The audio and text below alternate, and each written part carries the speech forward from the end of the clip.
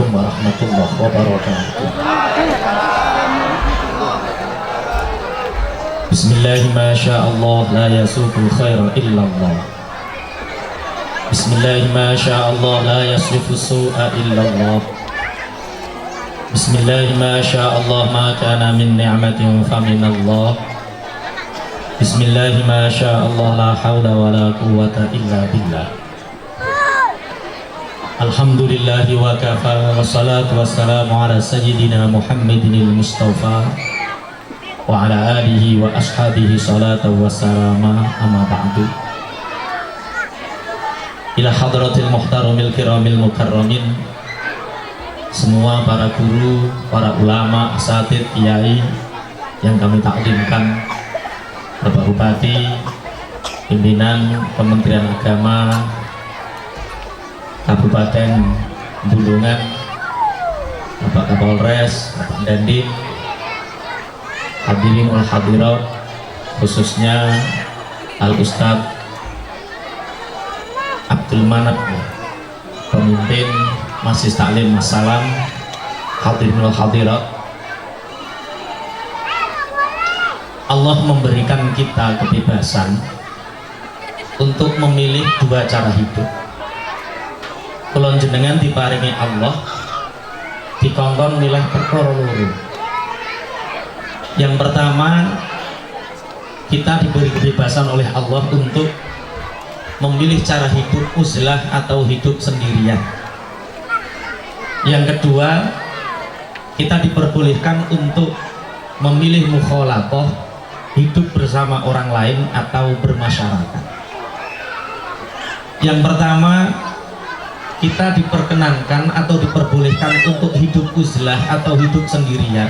Karena apa? Ternyata semua dosa yang kita lakukan itu ternyata ujung-ujungnya sebab kumpul wong, sebab bertemu dengan orang. Sealim apapun kita, sepinter apapun kita memahami Al-Quran, memahami hadis, selama kita masih bertemu dengan orang lain, maka selama itu kita tetap akan melakukan dosa. Wis tau pinter kaya apa wong, nek cek kumpul karo wong mesti cek nglakoni dosa. Ngeten iki ketoke ya apik. Seperti ini tuh kelihatannya baik, kompak, rukun. Tapi karena kita bertemu dengan orang lain, ketemu wong, ya mesti ijek nglakoni dosa. Kata ini sudah ada yang ghibah Pak Bupati, menggunjing, itu jilbabnya baru, bajunya baru, padahal dia punya hutang belum bisa bayar, kok sekarang pakaiannya baru. Kadang cara wong Bojonegoro ana wong duwe gawe, wong wedok-wedok do ngumpul, ana sing lek Lombok, ana sing lek Brambang. Kadang Lomboke urung ngajur, Brambange urung ngajur, tapi tanggane wis ajur. Ibu tasik seneng ngerasani kok tasik. Makanya kalau kita ingin masuk surga, jalan yang paling mudah itu uzlah. Jangan ketemu orang, hidup di atas gunung, makan seadanya, sholat tok, zikir tok, mati langsung surga. Kenapa? Nggak pernah melakukan dosa. Yang kedua, kita diberi kebebasan oleh Allah untuk mukhalafah. Mukhalafah itu hidup bermasyarakat, bertemu dengan orang banyak. Rasulullah Shallallahu Alaihi Wasallam dawuh, la an sabara ahadukum ma'an nasi sa'atan khairum min ibadati rajulin munfaridin arba'ina sanatan. Sapa wong sabar betah kumpul karo wong sak jam, mongko wong iku ngalahno ibadah wong sing urip ijen 40 tahun. Barang siapa yang bersabar, bermasyarakat, bertemu dengan orang, bersabar 1 jam saja, maka orang itu mengalahkan ibadahnya orang yang hidup sendirian selama 40 tahun. Maksudnya sabar kumpul karo wong niku pripun? Ya sabar kumpul wong sing apik, ya sabar kumpul wong sing elek. Maksudnya nek ana wong apik ya diapiki, nek eneng wong elek diapiki kok dielek. Maksudnya sabar bertemu dengan orang lain itu ya sabar bergaul dengan orang yang baik, ya sabar bertemu bergaul dengan orang yang buruk. Maksudnya kalau ada orang yang baik perilakunya, ya kita balas dengan kebaikan. Kalau ada orang yang buruk kelakuannya, maka kita balas dengan kebaikan. Kalau ada orang baik kita balas dengan kebaikan, maka dia akan bertambah-tambah kebaikannya. Nah, ono wong apik diapiki mesti tambah-tambah apike. Kalau ada orang yang buruk kelakuannya, kita balas dengan kebaikan, maka keburukannya tidak akan bertambah. Yang bertambah pasti kebaikannya. Allahumma. Bapak Ibu, urip niku mirip-mirip sholat. Ada sholat munfarid, sholat sendirian. Ada sholat bersama dengan banyak orang, namanya sholat jamaah. Sholat munfarid pahalanya berapa, Pak? Setunggal, satu kalau diterima. Kalau sholat jamaah pahalanya berapa? 27 dan pasti diterima. Berarti kesimpulannya apik endi urip dhewe karo urip kumpul karo wong. Baik mana hidup sendirian dengan hidup bermasyarakat? Ya karek wonge, Pak. Karek wonge. Soalnya ada orang yang kalau dikumpulkan masyarakat itu ngerepoti. Ada sesuatu yang sudah diputuskan baik bersama orang banyak, orang ini datang rusak semua. Orang kok senengane ngerusak nih, ojo kumpul ning kok. Nek ning Bojonegoro menungso niku mirip-mirip tawon. Ana tawon madu, senengane gawe madu. Ada orang baik kemanapun berbuat baik seperti tawon madu. Lah ana wong niku kelakuane kaya tawon das, ngentuk. Tawon das itu bahasa Indonesianya apa ya? Apa Pak Nur? Tawon kepala. Mosok tawon kepala. Tawon das itu senengane ngentuk nih. Nah di sini ada tawon das ngoten niku. Orangnya sekarang hadir. Maju ke depan. Dibuat contoh, ini loh orang Tanjung Selor yang seperti tawon das. Malam ini saya ingin tabaruk. Kalau kepingin ngalap berkah, membacakan satu hadis.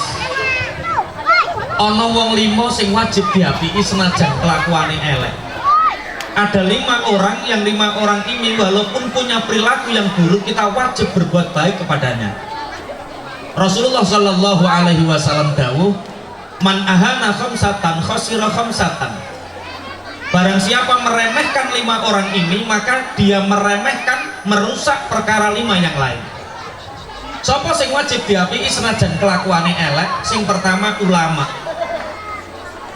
Kanjeng Nabi dawuh man istakhafa bil ulama khosirud dina. Barang siapa meremehkan ulama, maka orang itu menghancurkan agama. Ono kiai apik ya diapiki, ono kiai elek diapiki kok dieleki. Kiai apik diapiki ben tambah-tambah apike, kiai elek diapiki ben ora nemen-nemen. Ada di sini ulama yang kelakuannya buruk. Yo ada, yo ada, aja banyak. Lah nek banyak ini sing nyeklimik yo tersinggung. Bapak Ibu, kalau kita mencari orang yang tidak punya perilaku buruk hanya satu, Rasul atau Nabi. Karena Rasul Nabi ini maksum, dijaga oleh Allah. Walaupun Ustadz hafal Al-Quran, walaupun Kiai hafal Quran, hafal ratusan ribu hadis, kalau bukan Rasul, bukan Nabi, tetap duwe kelakuan elek, tetap. Tapi tolong jangan diingat-ingat keburukannya. Kenapa? Seburuk-buruknya ulama, saelek-eleke ulama itu jasane kathah, jasanya banyak. Contoh pangapunten. Subuh teng mriki niku pinten rakaat? Kali 2 rakaat. Pakai kunut apa tidak? Pakai, sami kali kunut. Sampeyan kok ngerti sholat subuh 2 rakaat pakai kunut, ngoten niku ya hafal Qur'ane, hafal hadise. Banyak orang yang hafal Quran ngerti nih, aqimis sholata liduluki syamsi ila ghasaqil laili wa Qur'anal fajri. Inna Qur'anal fajri kana masyhuda. Orang nerangke rakaat, tidak menerangkan rakaat. Hadisnya Kanjeng Nabi yang masyhur, sallu kama ra'aitumuni usolli. Salatlah kalian sebagaimana kalian melihat aku salat. Terus Kanjeng Nabi, jenengan pun nanti ngertos salatnya Kanjeng Nabi. Lah kok tahu kalau salat subuh 2 rakaat pakai kunut? Itu yang memberitahu siapa? Kiai, ulama. Ibarat ilmunya Allah itu sumber, Rasulullah itu sanyu sing nyedot, ulama kiai itu paralon yang mengantarkan air. Sampan benci terhadap paralon cilik kok ketok putus, sampan wani mutus paralon, wani ngetok paralon, berarti sampan siap ora keduman banyu. Siapa yang buruk sama ulama, sapa sing benci karo kiai, maka orang itu siap ora keduman ilmune Gusti. Tapi besok kalau ada Ustaz Manap lewat, paralon, ya jangan dipanggil paralon, itu hanya tampil tambah celuk paralon. Ini sebelum berlanjut, terus siapa yang dinamakan ulama? Karena sekarang banyak yang disandarkan kepada kata-kata ulama. Ada Nahdlatul Ulama, di Jakarta ada Ijtima'ul Ulama. Nahdlatul Ulama itu dari kata nahadha yanhadu nahdatan, fi'il madhi nahadha artinya bangkit. Kalau nahdatan itu kebangkitan yang istimrar wa dawam, terus menerus. Masdarnya nahdhah itu ada dua, nahadha yanhadu nuhudan dan nahadha yanhadu nahdatan. Kalau nahadha yanhadu nuhudan itu bangkit tapi kadang turu, kadang mlaku, kadang melek, kadang melayu, niku nuhudan. Kalau nahadha yanhadu nahdatan itu terus menerus bangkit, orang yang turu, orang yang mlaku, orang yang terus istimrar wa dawam. Jadi Nahdlatul Ulama itu kebangkitan ulama yang terus menerus, orang yang turu, orang yang ngantuk sak piturute. Nah kalau di sini NU-nya kadang turu, kadang jalan, kadang melayu, itu jenenge dudu Nahdlatul Ulama, tapi Nuhudul Ulama. Di sini kadang-kadang turu apa melayu terus? Melayu terus berarti Nahdlatul Ulama. Ijtima'ul Ulama kemarin di Jakarta sempat ada. Semua ingin disandarkan kepada ulama. Lah terus ulama itu siapa? Apakah orang yang pakai kopiah putih itu namanya ulama? Kalau ada orang berkopiah putih sampai arani ulama, berarti harga diri ulama itu rendah, murah. Apalagi yang soft nomor 2 itu murah sekali itu harganya kopiahnya itu. Paling 8.500 itu. Beli di pasar 8.500 warna putih, kopiahnya dipakai sudah dinamakan ulama. Apakah orang yang pakai sorban, pakai jubah itu dinamakan ulama? Itu pakaian yang sunnah, yang baik. Tapi itu tidak menjamin bahwa dia seorang ulama. Buktinya sekarang banyak orang pakaian kopiah putih, pakai jubah, sorbannya besar, tapi kalau lihat uang matane rupane abang. Ijo zaman Pak Harto. Zaman Pak Joko Widodo duit sing paling gede rupane abang. Makanya tentang tafsir innama yakhsyallaha min ibadihil ulama, rata-rata mufassir darani yang dinamakan ulama adalah man idza ru'udzukirallah. Ulama itu adalah orang yang ketika dilihat maka dia mengingatkan kepada Allah. Tidak harus ngimami langgar, tidak harus ngimami masjid, tidak harus punya pondok pesantren, walaupun tukang becak, walaupun tukang nyangkul, tapi kalau dilihat mengingatkan kepada Allah, perilakunya mengingatkan kepada Allah, ucapannya mengingatkan kepada Allah, itu ulama. Bu, jenengan melihat saya langsung eling Allah, berarti saya ulama. Jenengan nyawang kula, ningali kula, melihat kula kok tek eling duit, oh berarti kula blante.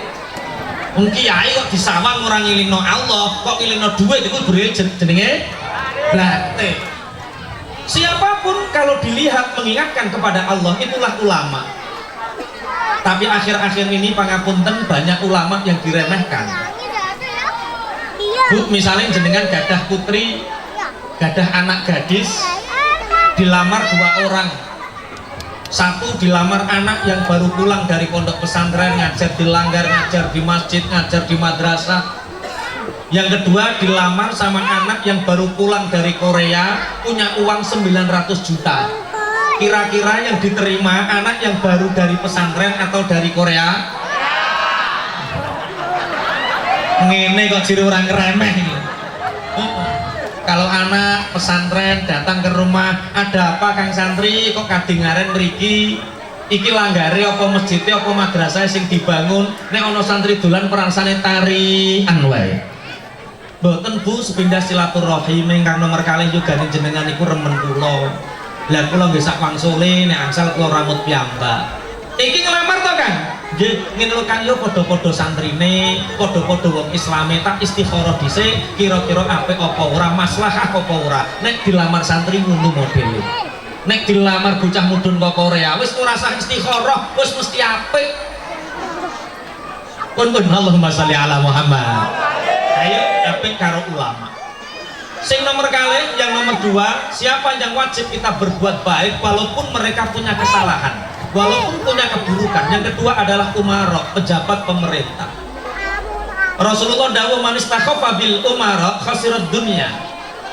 Barang siapa yang meremehkan pejabat pemerintah, maka orang itu menghancurkan dunia, merusak dunia. Ana bupati apik ya diapiki, ana bupati elek diapiki. Bupati apik diapiki ben tambah-tambah apike, bupati elek diapiki ben ora nemen-nemen. Pak Bupati paham bahasanya? Paham, tapi nggak bisa menirukan. Kenapa ada umarok yang kelakuannya buruk kita harus membalas dengan kebaikan? Bapak Ibu, ini penting kami sampaikan karena akhir-akhir ini Indonesia diuji oleh berbagai permasalahan. Kemarin sempat Mahkamah Agung, orang yang memegang hukum tertinggi di Indonesia, tertangkap ratusan miliar dan akhirnya dipenjara. Kalau petingginya saja seperti itu, bawahannya biasanya tambah parah, Pak. Kemarin ada salah satu oknum instansi tertinggi, pangapunten, mengayomi masyarakat, tagline-nya, tapi ternyata bedil nembak ajudane dewi. Ini ngeri. Akhirnya di luaran sana ada desas-desus. Kalau Indonesia sekarang banyak koruptor, kalau Indonesia sekarang banyak penjahat di dalam tubuh pemerintahan, lah wis nek ngono ayo gawe negara anyar, kita buat negara baru saja. Alasannya pejabatnya wis padha rusak. Tapi pertanyaannya, kalau Indonesia ini sampai terbagi dua, ada yang pro membuat negara baru, ada yang pro NKRI, kemudian terjadi chaos, kerusuhan, terus ada negara baru, siapa yang menjamin pejabat yang memimpin, yang mengganti ini lebih baik daripada pejabat hari ini? Makanya hadisnya Rasulullah itu bisa dipahami seperti ini. Membangun pemerintahan yang baik itu penting, tapi membangun masyarakat yang baik itu lebih penting. Karena kenapa? Ternyata pejabat itu terbentuk dari masyarakat. Nek masyarakatnya apik, pemimpinnya ya apik, nek masyarakatnya elek, pemimpinnya elek. Lah sakniki kita sering mendengar lurah korupsi, camat korupsi, bupati korupsi, DPR tambah parah, gubernur korupsi dan lain sebagainya. Oh, itu menunjukkan bahwa mentalitas masyarakat kita persis seperti itu. Contoh-contoh Bapak Ibu pangapunten, niki awal 2024 kita punya hajat besar, gadah damel gede. Napa? Pilkada, nyoblos DPR, nyoblos bupati, gubernur, presiden. Kira-kira wong gulungan kene, orang sini, kira-kira nanti 2024 jenengan itu nyoblos calon DPR sing apik apa calon DPR sing andum duit? Sing apik apa sing andum duit? Rakyatnya jenengan, Pak. Kelakuannya, Pak. Kalau rakyatnya geragas kayak gini, Pak. Geragas bahasa Indonesianya apa ya? Rakus. Kalau masyarakatnya rakus duit, ojo arep-arep pemimpin sing ora rakus duit. Bapak Ibu 100.000, 200.000 yang jenengan terima dari calon-calon itu, demi Allah nggak menyebabkan sampan kaya, enggak. Tapi 100.000, 200.000 yang jenengan terima dari calon-calon itu menyebabkan kelakuan pejabat itu kalau jadi rakus ngentekno duit rakyat. Iki podo tersinggung gitu iki, Pak. Berarti sing salah itu pejabatnya apa rakyatnya? Rakyat gue salah-salahan terus, Pak. Ya podo salah. Kula namung ngajak ayo dadi masyarakat sing cerdas. Ayo dadi masyarakat sing apik. Kalau kita jadi masyarakat sing apik, suatu saat kula jenengan bakal duwe pemimpin-pemimpin sing apik. Allahumma. Sudah, nggak usah jadi ekstremis, nggak usah jadi radikalis, nggak usah ingin gawe negara anyar. Pun NKRI-nya dirawat dengan baik. Dengan cara apa? Masyarakat ini ayo diajak menjadi masyarakat yang baik. Kemarin di beberapa daerah di Jawa Tengah ada desa namanya Narukan, di Pemalang, di Kediri, kemarin ada yang nyalon kepala desa. Alhamdulillah sepeser pun nggak mengeluarkan uang. Jadi Pak, tambah mereka bersorak-sorak, duit ora payu, duit ora payu. Sebentar lagi insya Allah gunungan podo. Allahumma ketoi optimis. Allahumma sholli ala Muhammad. Satu, ayo apik karo ulama. Nomor loro, ayo apik karo umarok pejabat pemerintah. Sing nomor telu, siapa yang wajib kita berbuat baik kepadanya walaupun punya perilaku buruk? Tetangga. Rasulullah dawuh man istakhafal jiran khasiral manafi. Barang siapa yang meremehkan tetangga, sapa wong ngremehno tangga, mongko wong iku ngrusak kemanfaatane tangga. Duwe tangga apik diapiki, duwe tangga elek diapiki. Teng mriki enten tangga karo tangga sing boten rukun. Kata wong iki saiki teko. Ben aja kon mulai dhisik, ben ngaji dhisik, ben tobat. Siapa yang tidak rukun sama tetangganya, maka orang itu menghancurkan manfaat tetangga itu sendiri. Apa manfaat tetangga? Banyak. Seandainya ada kebakaran, umpama ana kobongan, yang menolong pertama sing nulungi dhisik dhewe, kira-kira dulure Jakarta apa tangga? Tangga.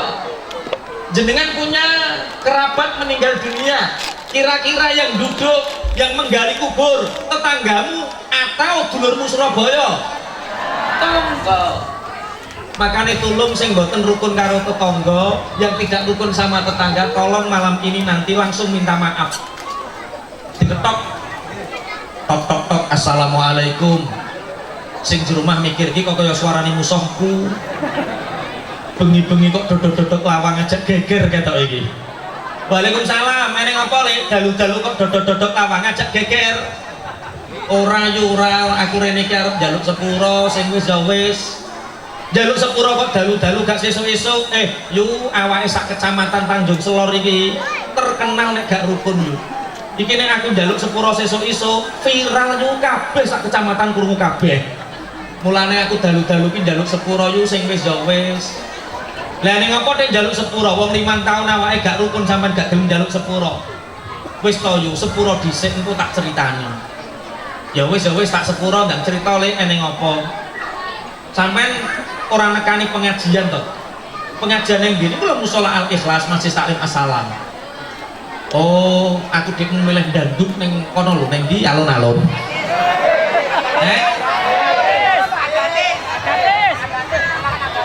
Ayo ning kono. Ayo kleru iya ya. Kula nek nyebut kemaksiatan iki rada gak pate apal, nek sampean kok apal tenan. Aku milih sing ning kono. Lah piye ning melanggar Al-Ikhlas iku kepiye?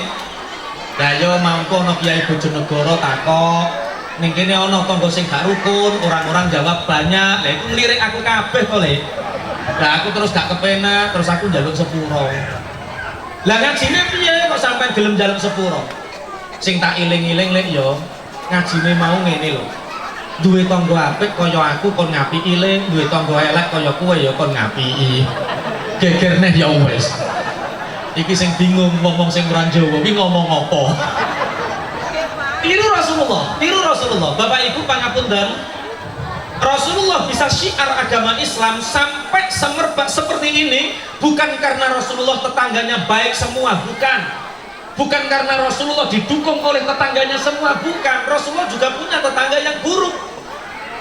Pernah diceritakan Rasulullah itu berjalan, Bapak Ibu, ada tetangganya yang kelakuannya buruk, itu sengitan itu bersembunyi di bawah pohon kurma. Rasulullah lewat, dilempar tai unta, pelek kena pipine. Rasulullah tahu Kanjeng Nabi perso nek sing ngantem niku tanggane, yang melempar tai unta itu tetangganya. Apa yang dilakukan Rasulullah mendoakan, Allahumma hdi qaumi fa innahum la ya'lamun. Ya Allah, semoga engkau memberi petunjuk. Pancen kaum kula dereng sami ngertos, mereka belum tahu ya Allah. Kanjeng Nabi lewat malih diamten telek unta, dilempar tayo unta, pelek kena pipine. Kanjeng Nabi pirsa nek sing ngantem tanggane, alah tanggoku dhewe ora apa-apa ngoten Kanjeng Nabi. Pak, misal panjenengan lewat Pak, terus sama tetangga sampean dilempar tai ayam, wong ibu apa kira? Wah, gawake arek. Orang sini kok galak-galak Pak Bupati ya? Kok kaya wedi ngene aku mundhake. Loh, itulah Rasulullah toh Pak Kiai. Kalau Rasulullah pantas orang yang akhlaknya paling mulia nggak boleh balas, tapi kalau orang sini nggak boleh balas itu ditek-itek harga dirine.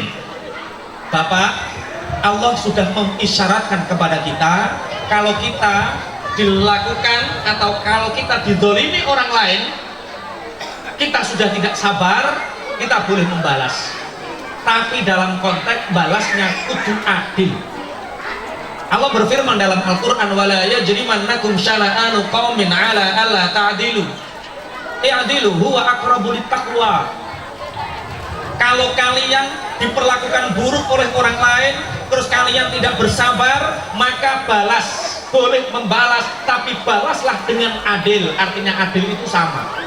Misalkan tetangga kita ngomong buruk sama kita, balas yang sama. Misal begini Pak, jenengan lewat, padahal sampean yo ganteng, yo apik, tapi tangganya nggak seneng. Sampean lewat, dilokke karo tanggane, "Weh, ketek," misalnya. Wong ganteng-ganteng kok dilokke ketek. Sampean balas, kalau nggak sabar balas, "Weh, ketek dhewe." Nggak dosa Pak, karena sama. Tapi kalau ditambahi dosa. Misal jenengan lewat, "Weh, ketek," terus sampean balas, "Weh, ketek gudiken." Dosa karena apa? Wong ketek kok balas gudikan, dosa Pak. Nek sampean dilempar tai ayam, balasnya yo tai ayam, kok arit iku piye? Tapi Rasulullah tidak. Rasulullah nggak membalas, Rasulullah mendoakan tetangganya ini. Suatu saat Bapak Ibu, berhari-hari Rasulullah lewat, mboten enten sing ngantem. Berminggu-minggu Rasulullah lewat, mboten enten sing ngantem. Rasulullah tanya sama sahabat dalam, ya Rasulullah, si fulan di mana kok nggak kelihatan? Loh, jenengan belum mendengar ya Rasulullah. Mendengar apa? Si fulan itu sekarang sakit ya Rasulullah. Si fulan itu sekarang sakit. Bapak Ibu, ada orang yang setiap hari melempar tai unta, setiap hari menyakiti hati panjenengan. Terus jenengan mendengar bahwa yang menyakiti jenengan ini sakit. Sampai ngomongannya pripun Pak? Ana sing syukur, sing muni bongkoh ya wis ke Jenegoro kae. Bongkoh ya wis ke Jenegoro. Bongkoh ya wis itu mati. Piye bongkoh ya wis mati karuan ngoten lho Pak. Mati ya wis. Tapi Kanjeng Nabi mboten. Rasulullah itu sayyidul anam, gustine para makhluk, khairul anam, makhluk yang terbaik, makhluknya Allah yang terbaik, budi pekerti yang terbaik, penciptaan yang terbaik, itu Rasulullah Muhammad Sallallahu Alaihi Wasallam. Saking baiknya Rasulullah Bapak Ibu, Rasulullah itu nggak mengingat keburukan orang lain. Jadi orang baik itu punya tanda, orang buruk itu ya punya tanda. Apa tandanya orang baik? Tandanya orang baik itu kalau bertemu dengan orang lain yang diingat-ingat kebaikannya, itu orang baik. Orang buruk itu punya tanda. Apa tandanya orang buruk? Kalau ketemu orang lain yang diingat-ingat keburukannya orang itu. Jenengan coba nanti dites sendiri-sendiri, tapi dites jalan ketemu orang, ingat baiknya atau ingat buruknya. Kalau ingat baiknya berarti sampean wong apik, nek iling elek berarti sampean wong elek. Bangetan menaku sahabat, pripun ya Rasulullah? Lah saya punya tetangga sakit, kenapa nggak mendengar? Lah pripun ya Rasulullah? Ya wis aku tandang tilik, aku tak menjenguk. Monggo Kanjeng Nabi kula derekaken, akhirnya Kanjeng Nabi langsung menjenguk. Tok tok tok, ini belum salam, soalnya tetangganya masih kafir. Siapa? Muhammad. Mendengar nama Muhammad, tetangganya yang masih kafir, yang kelakuannya buruk ini, Bapak Ibu berdek, meruntus, wajahnya pucet, karena nopo nyempet wedi, takut dia. Muhammad, ketika aku sehat, Muhammad ketika aku kuat, tak lempari tai unta. Sekarang saya sakit berminggu-minggu, saya nggak punya tetangga. Muhammad datang ke sini, jangan-jangan ini Muhammad mau membalas kelakuan guruku. Perasaan kan Nabi kelakuannya koyo dhewe perasane.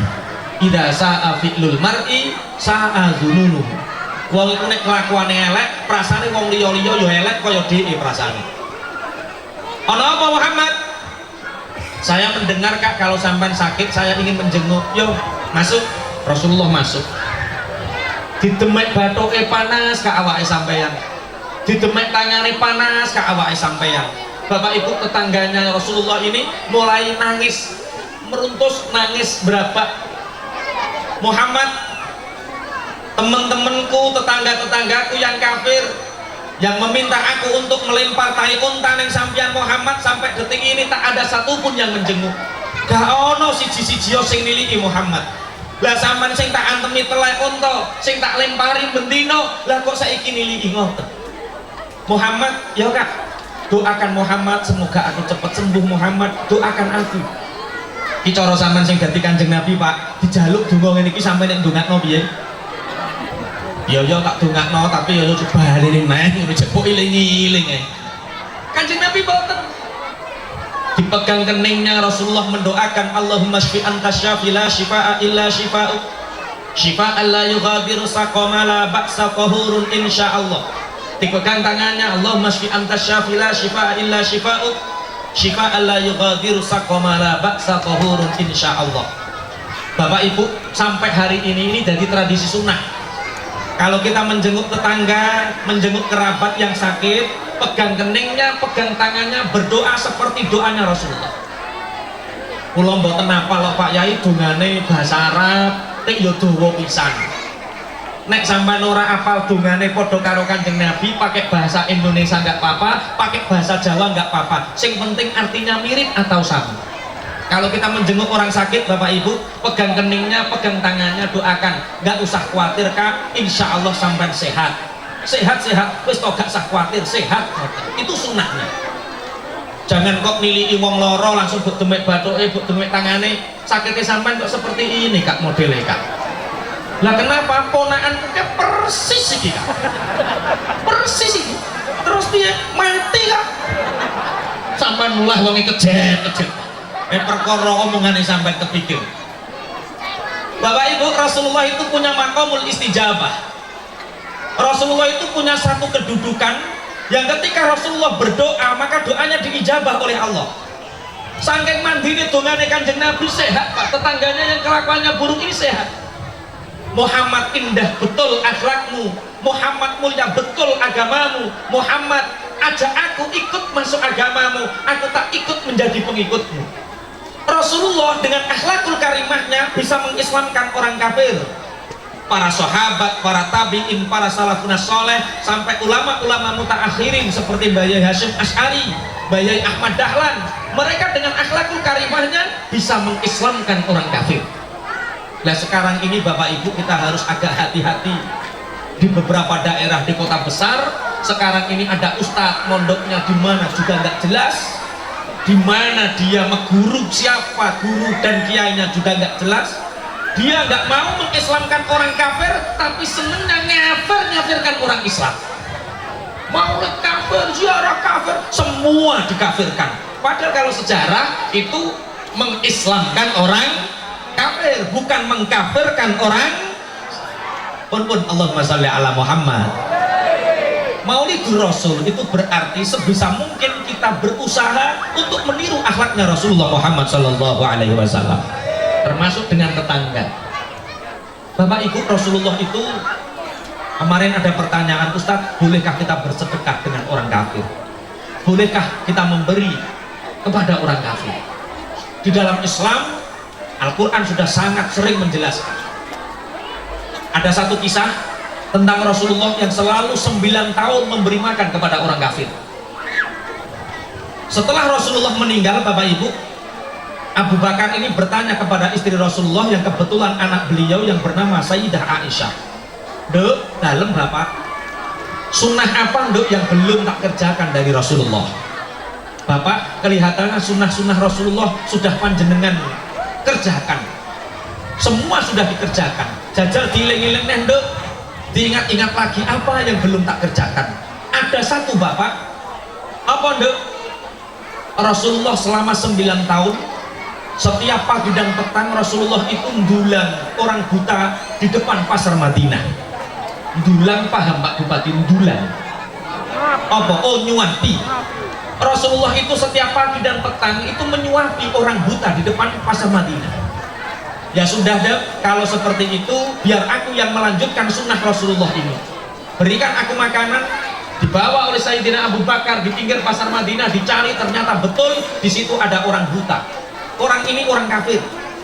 Mbah, dalem nak, mulai hari ini mbah yang nyuapi panjenengan itu saya. Ayo mbah, dibuka mulutnya, disuapi sama Abu Bakar. Orang ini kaget, siapa ini yang nyuapi aku? Biasanya tangannya halus, omongannya halus. Sekarang kok nek nyuapi caranya kasar, omongannya agak kasar. Ini siapa? Saya Abu Bakar, mbah. Abu Bakar siapa? Apakah Abu Bakar sahabatnya Muhammad? Iya mbah, saya Abu Bakar sahabatnya Muhammad Rasulullah. Nah, Abu Bakar, dalem mbah, kamu jangan dekat-dekat dengan Muhammad nak. Muhammad itu kahin, dukun, Muhammad itu sahir, tukang sihir, Muhammad itu pemecah belah umat, Muhammad itu yang membuat wah hinaan, hanyaan, cacian-cacian keluar dari mulut mbah ini. Abu Bakar menangis, Bapak Ibu, nangis Abu Bakar. Kenapa engkau menangis wahai Abu Bakar? Mbah, selama ini yang engkau caci yang bernama Muhammad, selama ini setiap hari yang nyuapi panjenengan selama 9 tahun pagi dan petang, tangan yang mulia, mulut yang mulia, ucapan yang halus, suapan yang halus, itu adalah Muhammad Rasulullah Sallallahu Alaihi Wasallam. 9 tahun Rasulullah tidak ngaku kalau beliau Muhammad Rasulullah terhadap panjenengan, karena tahu bahwa panjenengan benci terhadap Muhammad, makanya Rasulullah tidak mengakui. Semaput ini orang buta ini pingsan. Ternyata yang selama ini dicaci, selama itu yang dibalas dengan kebaikan. Rasulullah dicaci, Rasulullah membalas dengan kebaikan.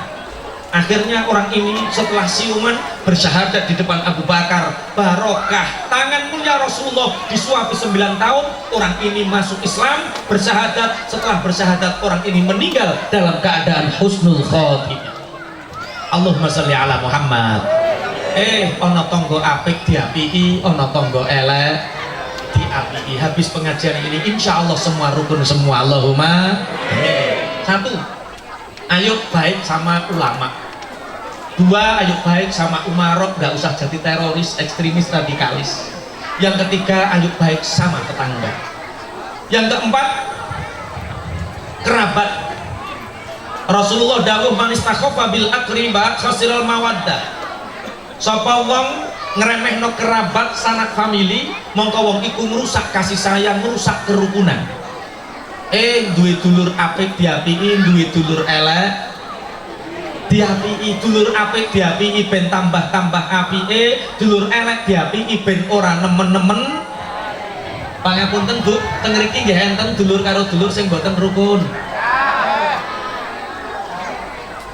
Kabeh kok kathah ki ranjene. Ono ulama sing kelakuane elek banyak, pejabat banyak, sing ora rukun karo tangga banyak, kata lah saiki dulurmu kabeh piro? 9 itu cek kena dihitung. Ngeten. Kalau kita nggak rukun sama tetangga, kita bisa pindah Bapak Ibu, tetangga itu orang lain. Wong Tanjung Selor jajakne rukun angel, ngeleh ning Sangata ngono, gak apa-apa, tangga kuwi wong liya. Ijek kurang adoh, ngeleh ning Papua, ora apa-apa, tangga kuwi wong liya. Tapi kalau kita nggak rukun sama saudara, kalau kita nggak rukun sama sedulur, masuk kita ke Jakarta, ke Papua, minggato teko Jakarta, minggato teko Papua, dulur sak lawase dulur, darah selamanya darah, geteh sak lawase geteh, ora iso dijolke wong anyar. Bahasa ngeten iki saged dipahami napa mboten? Bu, pangapunten Bu, dulur sama dulur di sini kok nggak rukun itu sebabnya apa? Pak, dulur sama dulur di sini nggak rukun itu sebabnya apa? Warisan, kalah sugih. Lah ya umpama sugih yo dulur-dulurmu dhewe, kok tambah sampean sing iri ki piye? Gini, Bapak Ibu pangapunten, di dalam kitab Irsyadul Ibad, Imam Zainuddin Al-Mabari menceritakan tentang kisah yang dihaturkan oleh Ibnu Hajar Al-Asqalani. Beliau menceritakan itu ada seorang kaya raya, orang Mekah. Dia ingin melaksanakan haji, ingin wukuf di Arafah sekaligus mabit di Mina 3 hari, berarti selama 4 hari dia mau melaksanakan ritual haji. Tapi dia punya harta 10.000 dinar. 10.000 dinar itu berapa? 1 dinar Bapak Ibu itu nilainya 4 gram emas. Jadi kalau jenengan baca kitab, baca buku ada kata-kata dinar, itu setiap 1 dinar itu nilainya 4 gram emas. Saat ini sak gram pinten Pak? Sak gram Pak? Ketoro ora tau lupokno dah. Wong sak mene kae nang sak gram piro ora ngerti. Bu, sak gram sekarang berapa? 900. Hafal Pak orang sini Pak. Makanya orang laki-laki itu senengannya work, senengannya kerja. Kalau orang perempuan senengannya shop, senengannya belanja, mana workshop. Kene kerja, kene sing ngentekke. Mosok sak ngene kae sak gram piro ndang ora ngerti. 1 dinar itu 4 gram. Berarti nek sak gram 900 ping 4 berarti pinten? Cek orang itu duit ora iso maneh. 900 ping 4 pinten? 3.600.000 kali 10.000 piro jumlahnya? Wis pokoke akeh ngono wae. Angel-angel itu. Orang ini punya harta 10.000 dinar, tapi dia mau ninggal haji. Ini tak titipkan siapa uang segini banyak? Akhirnya dia ingat dia punya teman yang soleh. Dia punya teman yang sangat amanah. Dipanggil temennya ini, Mas, ya Kak, saya mau ibadah haji Arafah sampai mabit di Mina 4 hari. Aku titipkan uangku 10.000 dinar ini, karena di sini yang paling amanah panjenengan. Ya Mas, gak apa-apa Mas, insya Allah aku amanah, tak jaga. Setelah 4 hari bisa sampai ambil. Bapak Ibu, orang ini melaksanakan haji, uang 10.000 dinar dititipkan. Dilalah kersane Gusti Allah. Orang yang dititipi uang 10 dinar ini meninggal dunia. Orang ini pulang ditanya di mana, orangnya sudah meninggal dunia. Ditanyakan kepada anaknya di mana uangku 10.000 dinar, nggak ada yang tahu.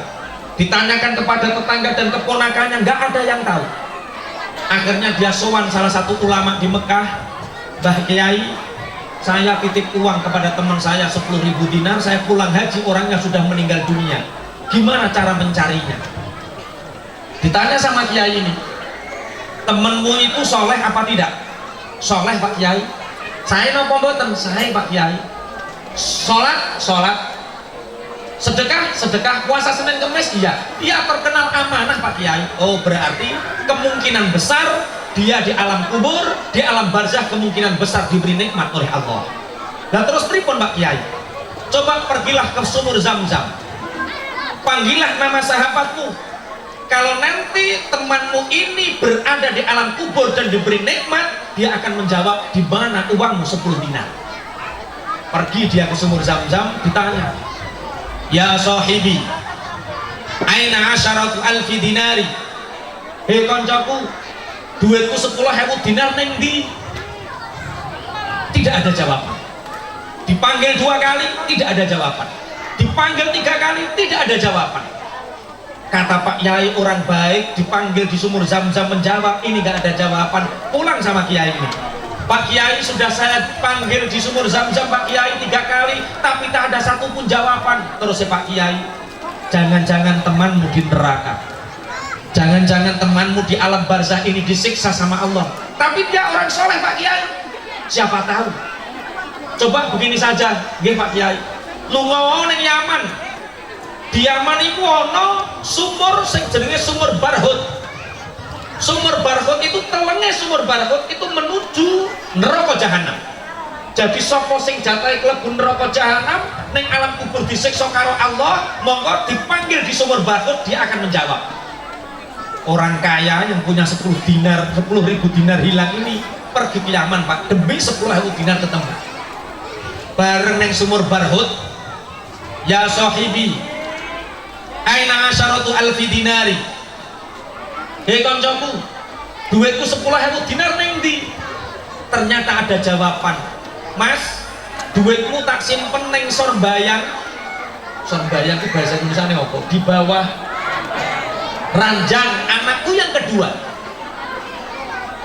10.000 dinarmu itu tak simpan di bawah ranjang anakku yang kedua. Tidak ada yang tahu. Cari di situ, ketemu.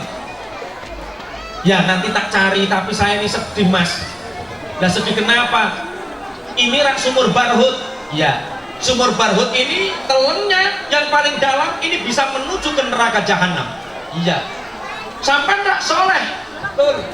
Sampai rak ahli ilmu, betul. Tapi kenapa disiksa sama Allah di sini?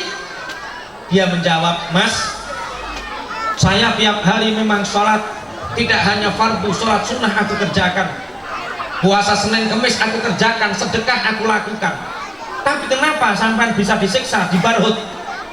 Saya 5 tahun punya adik perempuan dan tidak bertegur sapa. Aku itu duwe dulur wedok, adikku wedok 5 tahun satru, orang tahu takokan karo aku. Masya Allah. Sholat, sedekah, puasa masih ditahan oleh Allah selama orang itu tidak baik sama saudara. Bapak Ibu pangapunten, saudara, kerabat itu bahasa Arabnya rahim. Rahim itu salah satu sifatnya Allah, maha belas kasih. Kalau orang memutuskan silaturahim, memutuskan tali saudara, berarti orang itu memutuskan kasih sayangnya Allah. Sholatnya ditolak, zakatnya ditolak, puasanya masih tertahan selama dia masih punya urusan dengan saudaranya. Iki kok mau nengi sampai mikir dulur pundi terakhir, kok lenger-lenger sampai ya ono sing gak rukun ketok iki. Masya Allah, Masya Allah. Akhirnya orang ini, ringkas cerita, orang ini pulang, Bapak Ibu, ranjangnya anak yang kedua ini diambil, digali, ternyata di bawahnya ada 10.000 dinar. Setelah ketemu, anak-anaknya dikumpulkan. Mas, dalam Pak D, uangku sudah ketemu. Terus sampai urun boten tak paringi kabar. Kabar nopo Pak D? Kabar neng bapakmu itu karo Allah disiksa neng alam kubur. Buktine tak celuk neng sumur Zam-Zam orang muni, bareng tak celuk neng sumur barhut muni, saiki duitku ketemu. Sebab nopo Pak D? Bapak kula niku wong sing soleh, amanah. Sebab bapakmu orang rukun karo bulikmu wedok dengan saudara perempuannya. Kumpulkan semua saudaramu biar saya ajak ke rumah bulikmu. Diajak ke rumah buliknya Bapak Ibu, diajak ke rumah saudara perempuannya, meminta maaf mewakili bapaknya. Malam hari orang ini bermimpi dengan ketemu temannya, dan di sana dalam keadaan diberi anugerah nikmat oleh Allah Subhanahu wa taala. Allahumma sholli ala Muhammad. Duwe dulur apik diapiki, duwe dulur elek. Dulur niku yo wong tuwa. Yang pertama adalah orang tua, yang kedua Pak D, Pak Le, Bude, Bule, terus saudara kerabat minsanan minduan, nek cara Jawa bapak, mbah, buyut, canggah, wareng, gantung siwur, udeg-udeg, terus bawa sampai gedang bosok pokoknya. Terus semua harus baik, apalagi dengan orang tua. Sesoleh apapun Alqamah sama Allah disiksa sebelum dia belum mendapatkan ridho dari ibunya. Tapi kalau orang mau baik sama orang tuanya, mau baik sama saudaranya, Allah akan memberi anugerah kenikmatan. Allahumma tengriki enten anak karo bapak sing mboten rukun.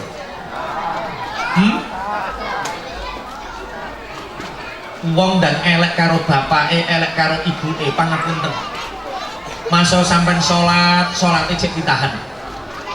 Iling ceritane Alqamah, nalikane Alqamah ora diakoni ibuke dadi anake. Masya Allah, Alqamah arep diobong karo Kanjeng Nabi. Tapi sejak mendapatkan ridho ibunya, Alqamah diampuni. Akhirnya ison jawab, ketika sakratul maut, Alqamah bisa mengatakan la ilaha illallah. Alqamah. Bahkan kalau kita belajar tafsir di dalam surat Al-Baqarah, qalu da'u lana rabbaka yubayyin lana ma hi. Ketika Nabi Musa ada pembunuhan, Nabi Musa disuruh untuk, sebenarnya Bani Israel ingin menghinakan Nabi Musa, tapi Nabi Musa ini tambah diberi jawaban oleh Allah. Itu ayat itu berkaitan dengan anak yang berbakti kepada kedua orang tuanya. Jadi cerita, ringkasnya cerita ini dalam kitab Irsyadul Ibad. Imam Zainuddin Al-Malibari itu menceritakan ada di Bani Israel itu laki-laki yang soleh. Laki-laki yang soleh ini punya sapi. Istrinya ini sedang mengandung, kemudian lahir masih kecil. Sapi ini ditaruh di hutan. Dia mengatakan, hei sapi, aku wariskan engkau di hutan ini kepada anakku nanti. Kamu harus bisa menjaga diri. Suatu saat ketika anakku nanti besar dan kamu dipanggil atas nama bihaqqi Rabbi Ibrahim wa Ismail wa Ishaq, maka datanglah, itu pasti anakku. Akhirnya orang ini ringkas cerita meninggal. Kemudian sapi ini bertumbuh menjadi sapi betina yang indah, warnanya kuning keemasan. Kemudian anak ini bertumbuh menjadi soleh. Diwasiati sama ibunya, nak, bapakmu tidak punya warisan apa-apa, cuma bapakmu itu punya sapi yang ditinggal di tengah hutan. Dia bisa marek kalau kamu panggil ya Baqarah bihaqqi Rabbi Ibrahim wa Ismail wa Ishaq ta'al ilahuna. Akhirnya bocah nom cilik ini moro ning tengah alas dengan haknya Tuhan Nabi Ibrahim, Nabi Ishaq dan Nabi Ismail, datanglah ke sini wahai sapi betina. Datang, Pak. Nurut. Diuji sama malaikat, sapimu tak beli nih. Tidak, karena ibu tidak memerintahkan aku untuk menjualnya. Wes gak usah nurut ibumu, sampai jaluk pirangemu dinar tak tuku. Tidak, aku mau menyampaikan amanah sapi ini kepada ibu. Akhirnya pulang, ibu, ini sapi sudah ada di tangan. Apa yang aku lakukan? Jual, nak. Jual dengan harga 300 dinar. Dibawa ke pasar, belum sampai ke pasar ada dua orang menghadang. Nah, sapimu mau kamu bawa kemana? Ke pasar, Pak. Mau kamu jual? Ya. Kamu jual berapa? 300, tapi dengan persetujuan ibu. Sudah, gini saja, nak, nggak usah 300. Lah berapa? 600 dinar, tapi kamu nggak usah minta izin sama ibumu. Ki cara sampeyan, Pak, sapi karo ibu kon ngedol 300 dinyang wong 600, kira-kira sampean itu balik kondo ibu apa langsung boculke? Ah, kedunyan sampean. Ketara nek wajah-wajah kedunyan. Tidak, Pak. 300 tapi harus sesuai ridho ibuku. Ya wis, nek ngono minta ridho ibumu, katakan kita besok beli 600. Pulang, Bu, tadi itu ditawar orang, Bu, berapa? 600 dinar. Enggak engkau lepaskan, nak. Ibu wasiatnya 300. Aku enggak berani melawan perkataan dari ibu. Ya sudah, nak, kalau besok ketemu lagi jual 600 dinar. Di sana mau ke pasar, ketemu lagi dengan dua orang ini, saya nggak mau beli 600. Lah berapa? 1.300. 1.300. Tapi kamu nggak usah pulang. 1.300 tanpa izin ibumu. Saya nggak berani. Kalau 1.300 nggak apa-apa, tapi saya bawa pulang dulu. Tidak, saya nggak mau kalau kamu bilang ibumu. Ya sudah, 1.300 nggak, saya jual. Pulang, diceritakan sama ibunya. Akhirnya dua orang ini mengaku bahwa dia adalah malaikat yang dikirim Allah. Sebentar lagi akan ada pembunuhan yang dilakukan oleh salah satu kerabat Bani Israel. Sapimu jangan jual selama tidak dibeli oleh keluarga pembunuh ini senilai kulit sapi yang dipenuhi dengan emas. Jadi sapinya dibelah, terus kulitnya diisani emas. Itu anugerah bagi orang-orang yang taat kepada kedua orang tuanya. Allahumma amin. Pun taat apik karo ulama. Nomor loro ayo apik karo umarok. Nomor telu ayo apik karo tonggo. Nomor papat ayo apik karo kerabat. Tapi ngeten to Pak Yai, dalem. Nek ana wong tuwa kelakuane elek piye?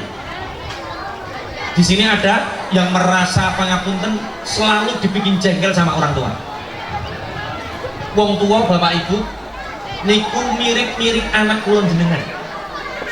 Anak kulon jenengan 5 tahun iku padha karo wong tua umur 85 tahun. Rewele padha. Cuma nek anake sampean umur 5 tahun rewel, jenengan merasa sakit napa mboten? Umpama 5 tahun jaluk sate, gulung-gulung jaluk sate, jenengan sering napa mboten? Mboten, karena kasih sayangnya lebih besar daripada rewelnya. Wong tuane sampean umur 85 tahun rewel, nangis-nangis, jungkel-jungkel jaluk sate, sampean sering napa mboten? Wong wis karek mati ini lho kok rewel banget. Kasih sayang kita tidak bisa menutupi rewele wong tua. Makanya wis to, gak ono wong tua sing kudu kula jenengan lawan. Wong tua niku surga kula jenengan sedaya. Muga-muga apik sedaya kalih tiyang sebaya. Allahumma. Sing terakhir, sapa sing wajib diapiki senajan kelakuane elek? Bojo. Kanjeng Nabi dawuh man istakhaffa bi ahli khasirati wal ma'isyah. Sapa wong remehno bojo mongko wong iku ngrusak sandang pangan apike dhewe.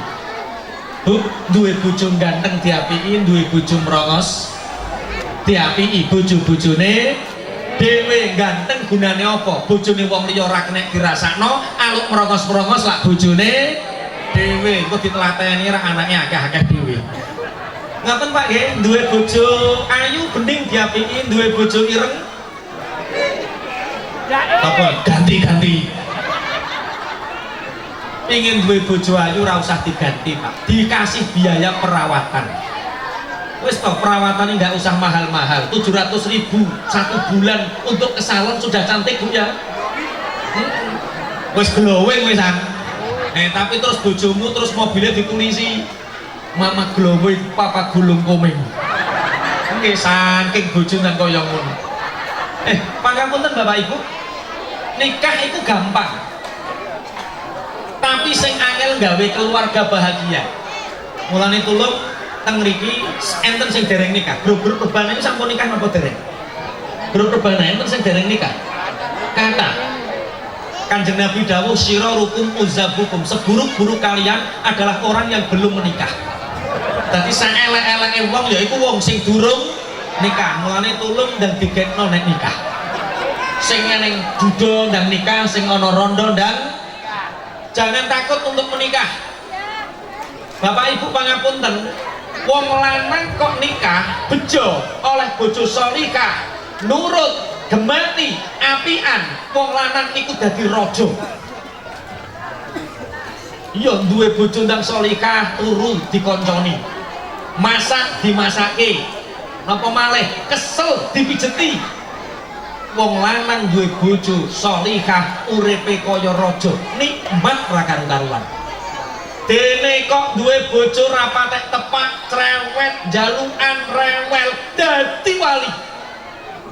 Dadi gak ana nikah sing kleru, nikah kabeh bener, nek gak dadi raja ya dadi wali.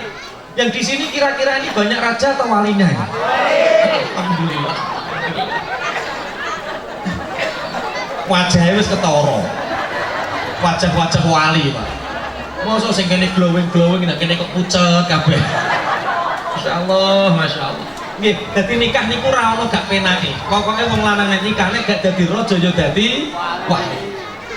Lah nikah karena apa? Pangapunten, banyak anak muda mencari nikah itu yang dicari alasannya hadisnya Rasulullah tungkahul mar'ah arba. Wanita itu dinikahi karena 4 hal. 1 lijamaliha, karena kecantikannya. Mereka mikir kecantikan itu sebelum nikah Bapak Ibu. Padahal kecantikan itu ada 2.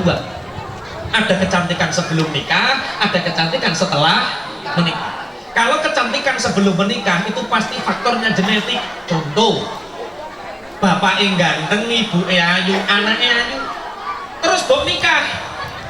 Walaupun kamu nikah dalam keadaan cantik, setelah bok nikah tidak kamu bahagiakan. latine mbok larake terus, ora tau mbok cukupi nafkahe, serba kurang mikir nafkah.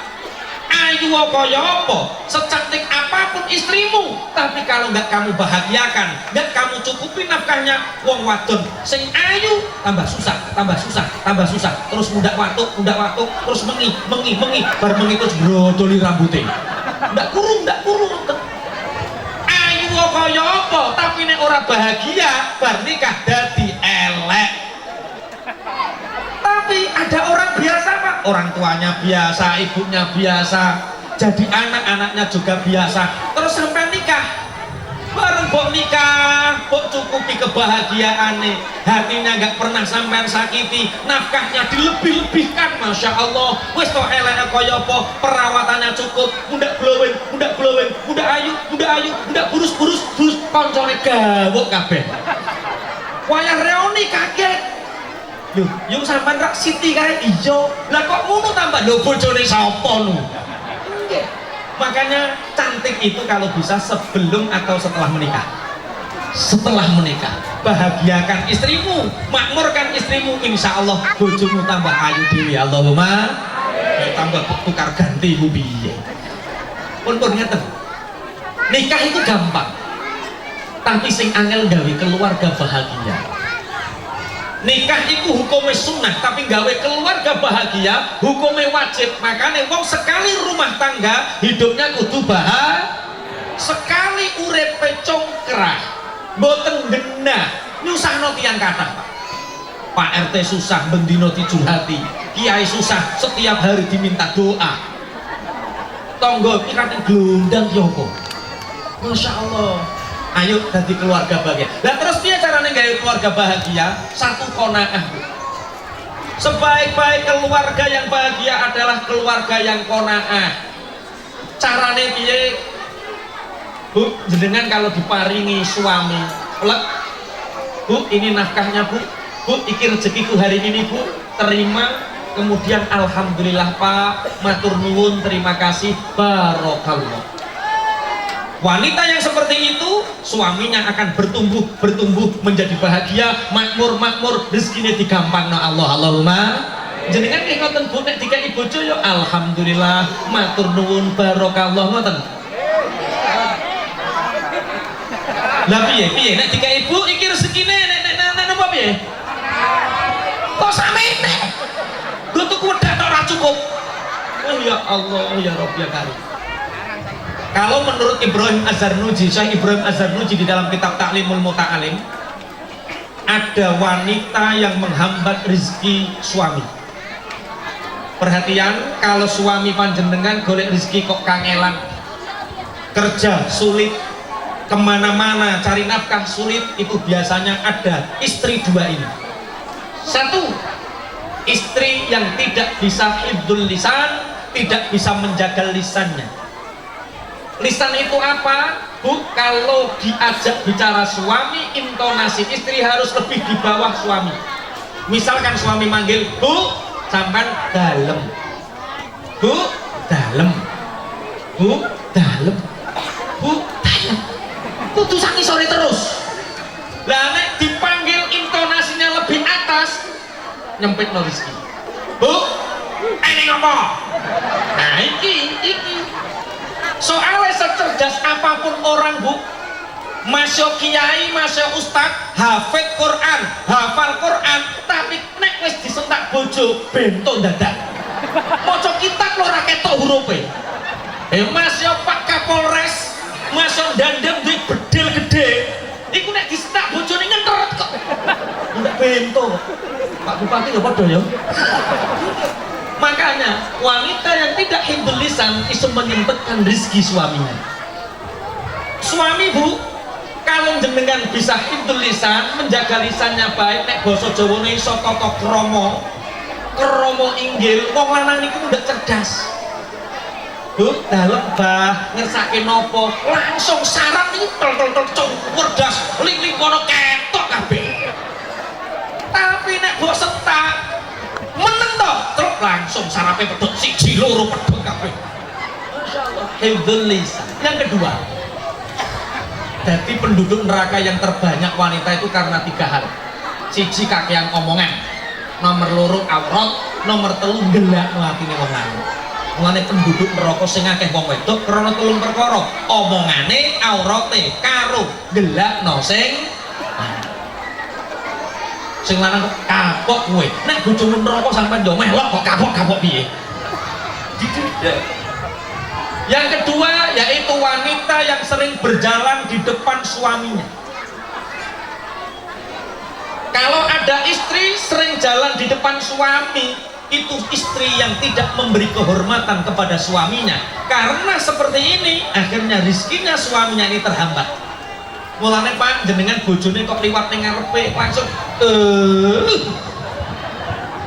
biasanya nek gua kalau kita punya hajatan istri jenengan itu ngetikel ning ngarep apa ngenteni sampean.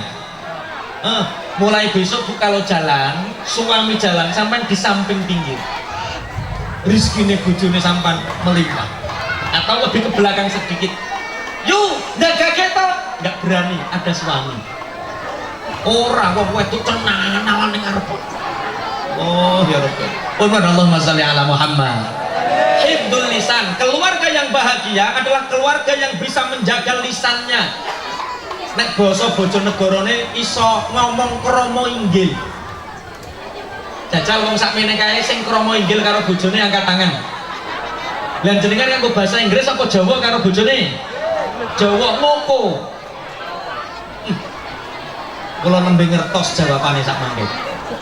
Saya lihat dari atas orang sak kecamatan Tanjung Selor iki kok wong lanang kok kuru-kuru kene opo. Oh, jebule disentaki sing wedok. Biasane kurune kurak ya klambine tok awake tok. Lah iki sak ndas-ndase kok, Pak. Mosok ketune kok lodok kabeh. Nggih ngapunten. Tiru Rasulullah. Bapak Ibu, Rasulullah itu kalau manggil istrinya itu beda-beda. Kalau manggil Sayyidah Aisyah, itu Rasulullah manggilnya ya Humairah. Wahai wanita yang kemerah-merahan pipinya. Kalau memanggil Ummu Habibah, Ummu Salamah, Rasulullah manggilnya ya Hanta, wahai kekasihku, ngoten Rasulullah. Mangke saged ditiru Bu nggih, tiru Rasulullah, manggil bapaknya, manggil suaminya jangan bapak lagi. Nanti kalau manggil suaminya papa. Bojone sampean mbok timbali papa, ra iso mingkem guyu terus. Bobok bingung ra karo-karuan. Nggih, mangke ngoten Pak nggih, nek nimbali ibuke aja ibu maneh. Mangke nek nimbali umi to mama. Bojone sampean kok timbali umi to mamanya, brak cagak gak krasa ber. Saking senenge. Ya Allah, ya Rabbi ya Karim. Nggih. Tapi pangapunten. Sunnah itu dikerjakan, ada yang muqayyad, ada sunnah mutlak, ada yang muqayyad. Sunnah mutlak itu seperti sholat, seperti puasa, itu mutlak. Langsung tiru Rasulullah. Tapi ada sunnah muqayyad, sunnah yang dibatasi. Contoh, jabuti ulu kelek itu hukumnya sunnah. Tapi kalau di depan pengajian jabuti kelek itu makruh.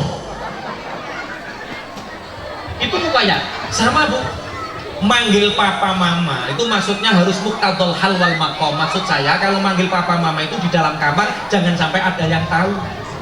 Kalau ada yang tahu kadang-kadang tambah saru. Nak, papa di mana? Nak, papa di mana? Papa ngerik letong, Nak.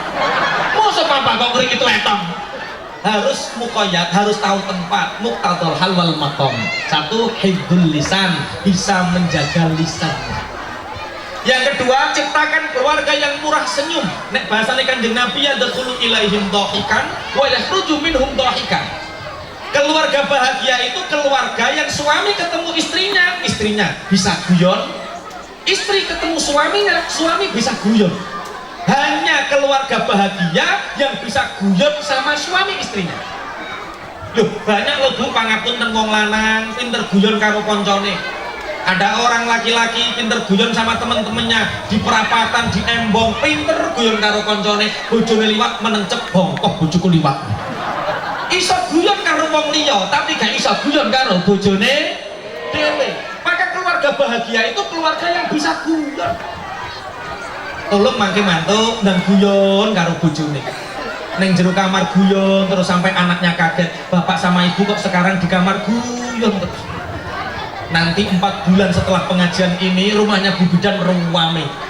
Apa nanti Bu Bidan dadi ya wong guyon terus kok. Dadi akhirnya. Pangapunten, kalau Kalimantan Utara mungkin alhamdulillah masih stabil. Tapi Bojonegoro, Tuban, Lamongan, khususnya Jawa Timur, akhir-akhir ini ada gejolak perceraian tinggi.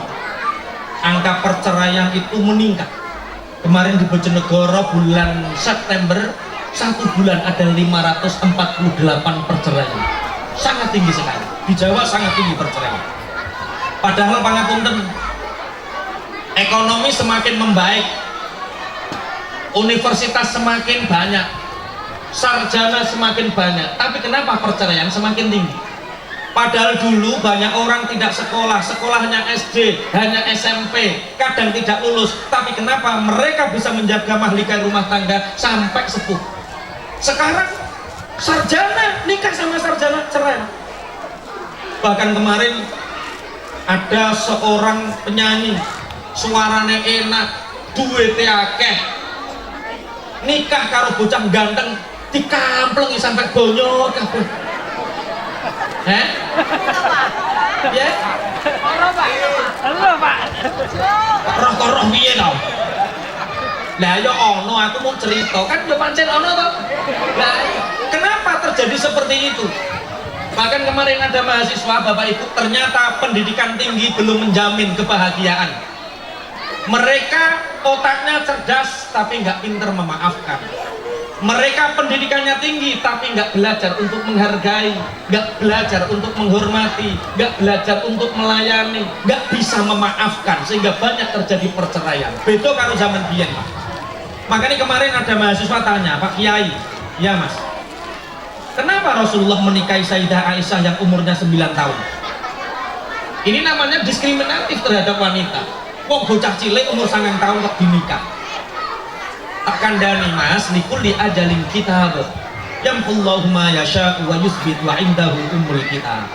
Zaman itu masing-masing zaman itu masing-masing perilaku.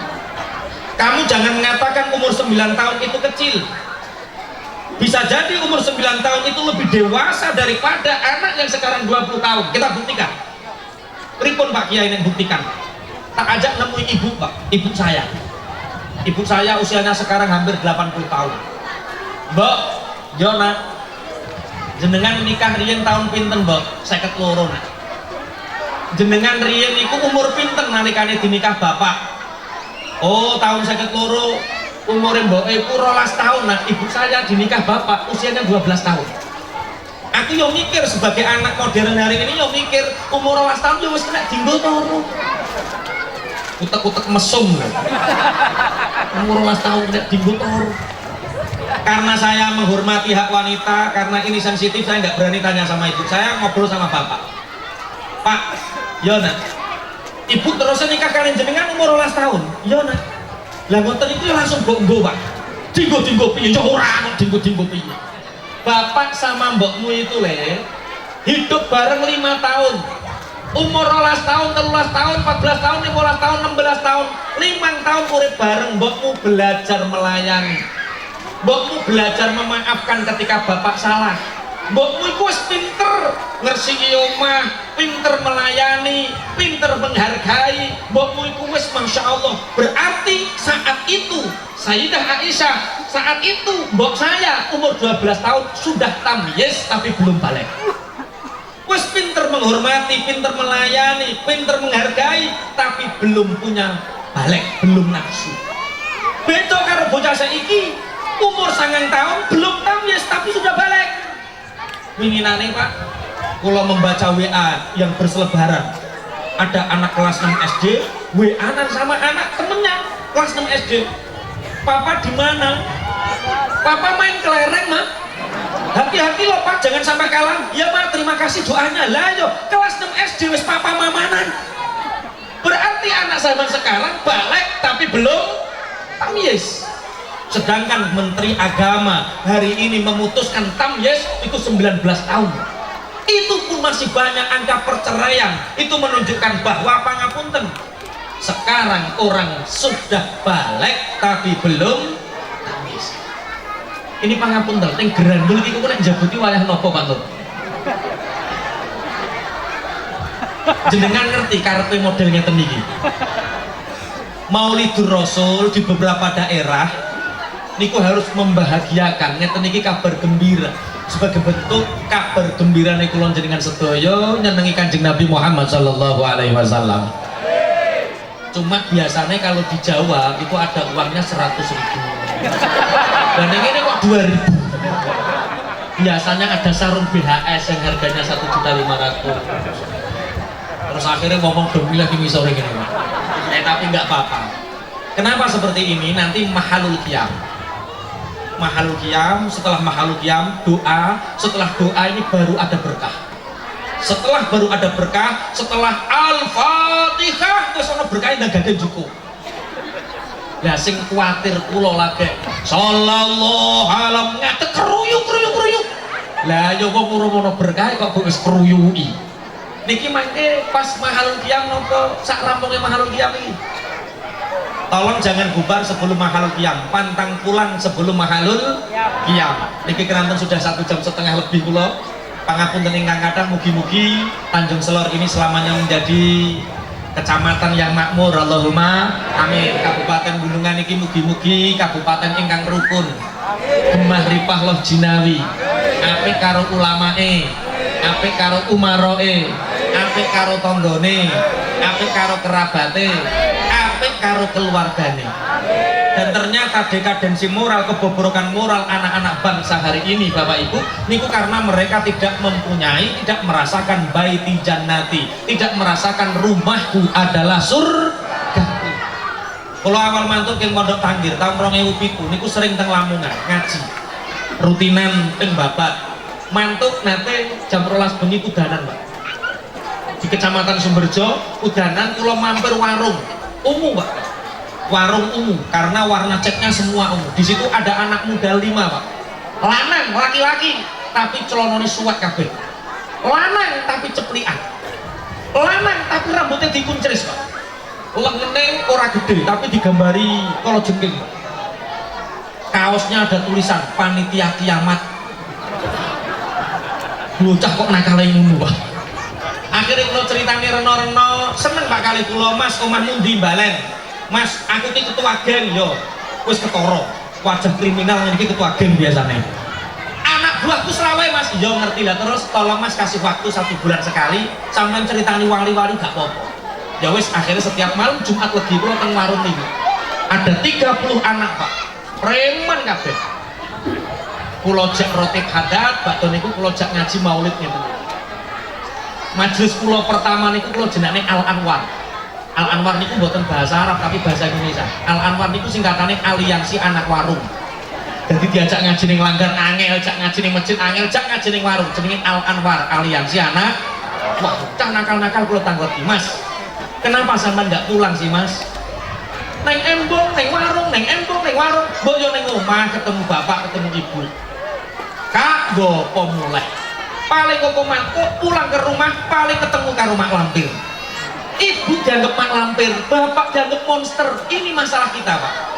Nek kula jenengan kepingin duwe anak soleh dan solehah, jawabannya yang pertama adalah jadikan keluarga kita keluarga baiti jannati, rumahku adalah surga. Itu yang pengen kami sampaikan. Ihdinas siratal mustaqim. Assalamualaikum warahmatullahi wabarakatuh.